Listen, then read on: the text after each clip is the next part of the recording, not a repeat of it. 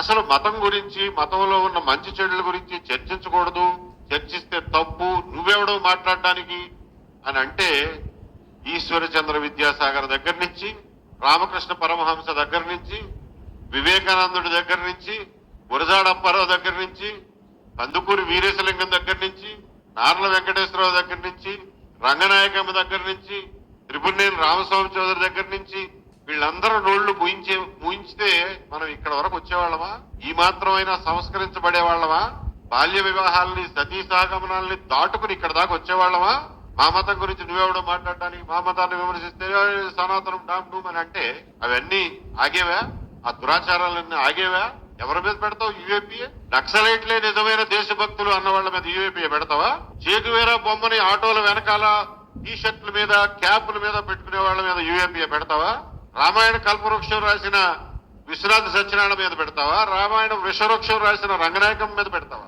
బాంబును చూసి బెంబేలు పెడితే అది ఎప్పుడు నీ గుండెల్లోనే పేలుతుందిరా అన్న అలిశెట్టి ప్రభాకర్ మీద యూఏపీఏ పెడతావా?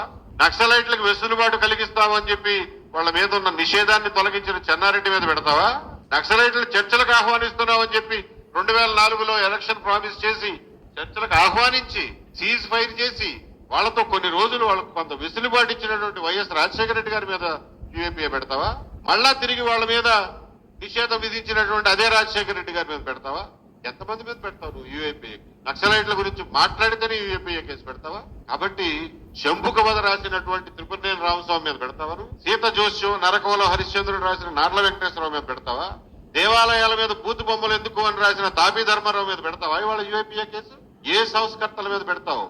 ఎవడో మాట్లాడకపోతే ఎలా సంస్కరించబడతాం? ఏ మతమైనా, ఏ ధర్మమైనా, ఏ ఆచారమైనా, ఏ సంప్రదాయమైనా, ఏ దుర్మార్గమైనా ఎలా సంస్కరించబడుతుంది? చర్చ లేకుండా ఎలా సంస్కరించబడుతుంది? కాబట్టి చర్చ జరగాలి, ఆరోగ్యవంతమైనటువంటి వాతావరణంలో జరగాలి. నేను చెప్పినటువంటి ఈ సంస్కరణవాదులు ఎవ్వరూ ఇటువంటి బండబూతులు తిట్టుకోలేదే, ఇటువంటి తప్పుడు మాటలు మాట్లాడలేదే, ఇలా కులాల పరంగా, మతాల పరంగా మాట్లాడలేదే. వాళ్ళకున్న సంస్కారం ఏమైపోయింది ఈ రోజున?